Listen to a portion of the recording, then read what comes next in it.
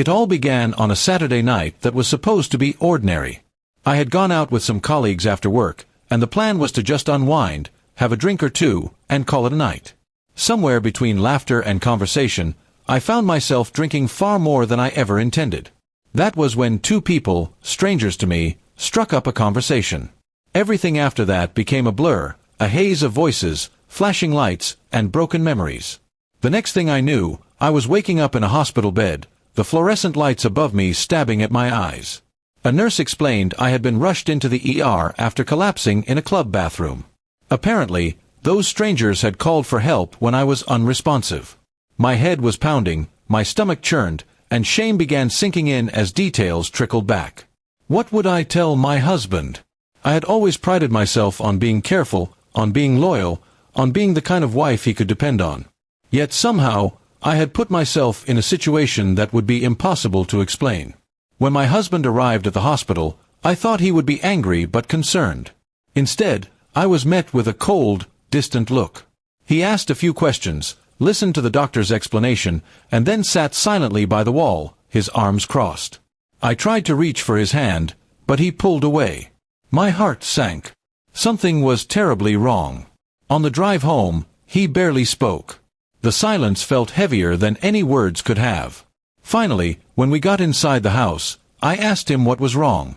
That was when he told me he knew more than I thought. A friend of his had been at the same place that night and saw me leaving with the two strangers before I was taken to the ER.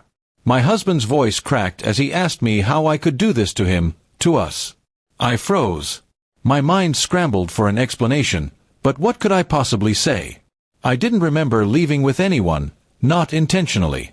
I tried to tell him it was a misunderstanding, that I had no memory of anything like that happening, but the look on his face told me he had already made up his mind.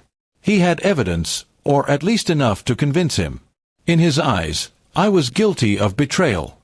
4 days afterward, I tried to reason with him. I begged him to believe that I never cheated, that I never meant to put myself in such a situation. But the more I insisted, the more distant he became. He moved into the guest room, started spending late nights outside, and barely acknowledged me. It was like living with a ghost of the man I once knew. One evening, he sat me down and told me plainly that he was leaving. He said he couldn't trust me anymore, that even if nothing physical had happened, the fact that I allowed myself to get so careless was betrayal enough. He told me he had given his whole heart to me, and now he felt like a fool. I tried to hold his hand, but he slipped away, as if my touch burned him. The days that followed were some of the hardest of my life. I replayed that night over and over, trying to remember exactly what happened. I tortured myself with what-ifs. What if I hadn't gone out? What if I had stopped after one drink? What if I had called him instead of those strangers? But the answers never came. All I had was a broken marriage and a deep pit of regret. I learned through mutual friends that my husband told people I cheated on him, that he caught me red-handed. That wasn't true, but I had no way to prove my innocence. The story spread, and soon I was painted as the villain who betrayed a good man. My reputation was ruined, and my heart ached knowing there was nothing I could do to change his mind. There were moments when I wanted to scream, to shout that I had been the victim of a reckless night, not an unfaithful wife. But in the silence of my home, with his belongings gone and his presence just a memory, I realized words no longer mattered. He had already closed the door on us.